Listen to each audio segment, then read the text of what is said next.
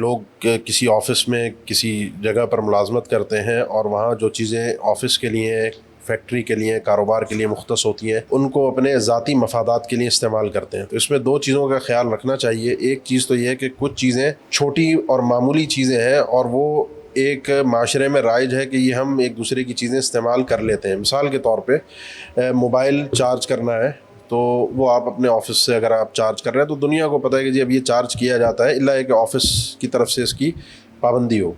آپ آفس کا کمپیوٹر، لیپ top use کر رہے ہیں اور اس میں بیٹھ کے آپ اپنا ٹائم پاس کر رہے ہیں سوشل میڈیا کے اوپر، انسٹاگرام، فیس بک اور یوٹیوب کے اوپر، تو یہ درست نہیں ہے۔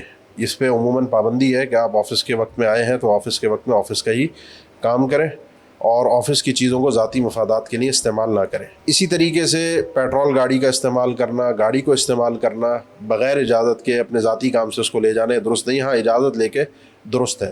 تو اس لیے خلاصہ کلام یہ ہے مختصراً کہ انسان کو خیانت سے بچنا چاہیے۔ الا کلکم راع وکلکم مسئول عن رعیتہ، انسان کو جو چیز دی گئی ہے اس کا اس سے سوال کیا جائے گا۔ تو آفس نے آپ کو جن شرائط کے ساتھ، وہ شرائط چاہے الفاظ میں واضح ہوں یا معاشرے میں رائج ہوں، ان شرائط کے ساتھ ہی ان چیزوں کو اپنے ذاتی مقصد کے لیے استعمال کیا جا سکتا ہے، ورنہ اگر کوئی شخص ان چیزوں کو ذاتی مقصد کے لیے استعمال کرے گا تو یہ خیانت میں تصور ہوگا جو کہ جائز نہیں ہے۔